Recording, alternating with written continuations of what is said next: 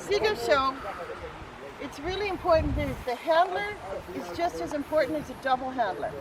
So at a Seagull show, what they do, it's a confirmation show. They evaluate the dog's structure and how close it resembles to the FCI breed standard, right?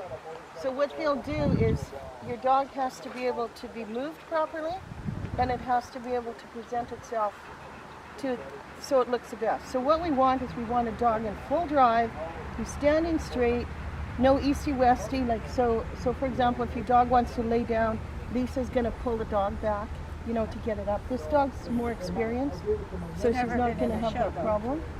It's also trained though, right? So the first thing, this is a fur saver. So Lisa, show what a fur saver is. So for a dog show, you should try and get a fur saver about that it fits the neck nice. If it doesn't, you double it back, you put it in this loop here, so show this, and then see she doubles it back, clips it onto the collar so it's tight. It shouldn't be super tight, but it should be snug enough that it's not going to fall off the dog, right? I mentioned about the position. And so judges do different things. Most judges check teeth right at the beginning. If the dog doesn't have full dentation, it'll be excused. It's a disqualified fault. So some judges, like I was in New York once, where the judge, he was an ADRK judge, Edgar Hellman, he ran the dogs in working class for more than 10 minutes, and then he checked bite. And so these dogs are in high drive, all excited. It's an obedience. These are working dogs that should be under control. Sit. My dog got third place because he had her in second place. That dog bit him really bad because he went to show bite and the dog wasn't. So don't expect to always show teeth and testicles at the beginning. Sometimes they'll show it at the end. So Lisa's going to show you how to show the bite. So see where she grabs the collar that has control of the neck. See where her thumb is on both wings. Okay, so she pulls the lips back. They want to see a scissor bite. If a dog has a level bite, there's been dogs that have been V1 rated with level bites. It's not a disqualified fault. You can get a WP with level bite. If you have undershot or overshot, you'll be asked to leave. Like it has to be a scissor bite or level bite or you're gone. So she shows the side. Okay. And now she's going to open. And so the judges don't count teeth, they look for missing teeth. So usually, if you have extra teeth, it's not a fault. Like it's, I had a dog that got a karang with, he had an extra molar. Right? Really had an extra front tooth. Yeah, it's not fault, it's a missing tooth that is a problem. So the teeth that are usually missing are the little P1s, these little tiny teeth right, they're just dots right at the front. And the other one that tends to be missing is the A3, which is a back molar. Okay. So this is how. So she's showed the bite. Now, if she was a male, she would secure the head. So we'll pretend this dog's a male. The judge would come along like this, and the judge is going to reach under here and touch the testicles. Okay. So see how Lisa is. Yeah. If a dog has two testicles, it's okay. If it's only one, it's not okay. Now, something we learned with puppies is testicles can move up and down. So we had a show here. It was a little puppy from Germany, only one testicle, and the guy said, I bought it. It had two this morning, right? We all checked, it only had one testicle. Do you know that the judge was Alfredo from Mexico? And do you know that about 5 hours later he came running and he said, my puppy has both testicles again. Right? Both were there. So I never knew that, and that's something I learned. They can go up and down, up and down. So they can move until they're 6 months old. And then if they haven't descended by 6 months, they're not going to descend. Right? Wow. Okay, so now she's passed, so then what they do is critique each dog. So when you critique the dog, we want the dog to stand square. We want the dog to be at full energy. We don't want the dog barking or lunging. We just want the dog to look good.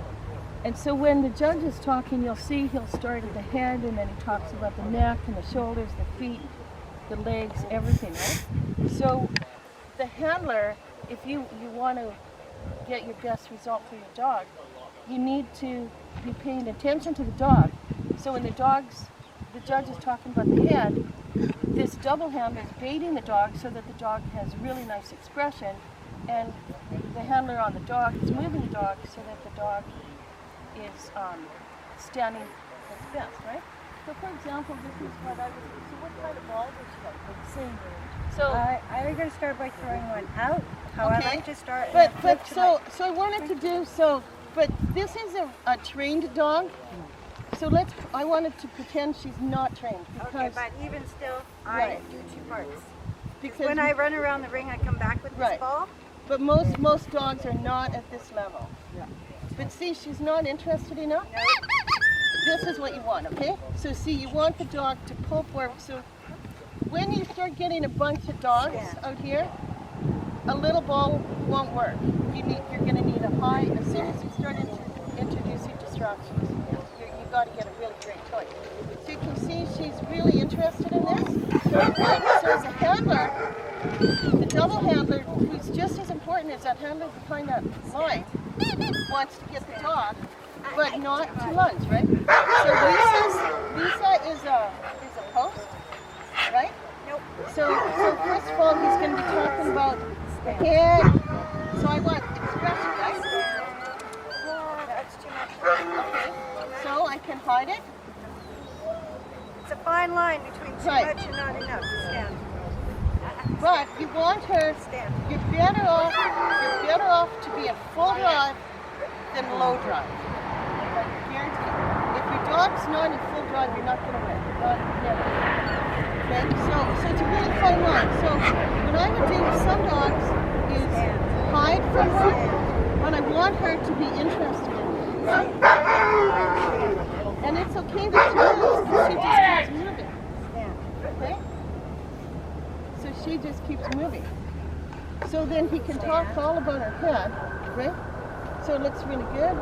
Then when she goes back for the legs, so you're not allowed to hand stack dogs at Seeger shows. They have to self stack. Okay? You're not allowed to touch the bodies on them. They want to seem natural. Okay? Stand.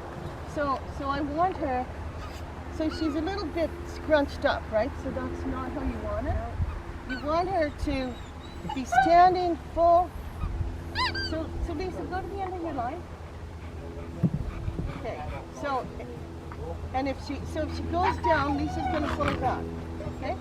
Stand. So Lisa, go to the end of your line. So what I will do. Stand. And see, it's kind of hard because dogs that are trained in obedience, they've learned you put tension on the line, okay, you return to the handler. Yeah. We want this dog to always be at the end of the line, right? So see, like this is better, except I don't want her to bark. No barking. So I'm going to try a different toy. Stand. Not quite so high value. That is a little bit different, no squeaker.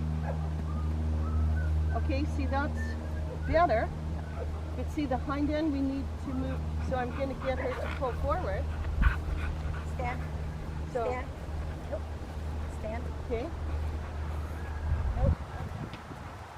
And see how Lisa moves around together? Stand. But see, that's better. But see, she's moving forward. So it takes a lot of work. Practice. But what you want is, you want the dog to look full of life. And so in the CKC and AKC, they don't care. They want your dog just to stand there. And they actually don't like a dog full of life. We want to see the energy and the muscles in this dog. And so we want the dog to pull forward and to be really focused on whatever it is. Like with some dogs, if they're too much in a toy, I'll go hide or something, right? But see, that's better to see how her ears just come up just for that second. So that's what has to, so who's ever going to bait for Lisa has to really work watch on it, the dog. right? Stand. So Lisa, show her how to move now. So So we have the corners of the ring. The ring's going to be 100, 100, 100, big ring. Because we have a big class with the open fields. So I bundle for up my practicing, collar. everyone's going to have to go around the chairs. It should go to the And left. what we want is Nope. you want to move the dog at the dog's best movement. You don't care what speed other people are using, and you want to use the ring, right? So you want the dog to trot, very fast trot. You want to see the movement, right? If the dog, what the judge will be watching for is when the dog starts breaking, because that's when the dog starts breaking down, like when it breaks into a gallop. So when dogs are comparable, the judge will run these dogs maybe 5-10 minutes, and the dog with the best structure, who does not start breaking down, generally will win, right? And then we look at it. So at the show, each dog is critiqued, and then each dog is moved, and then once all the dogs are critiqued, then all of the dogs in that class all are moved. And that's all there is to a show. It's great fun. And okay, there's going to be lots of puppies. What There'll be happens lots if of puppies lost teeth? So we can end it. Yeah. If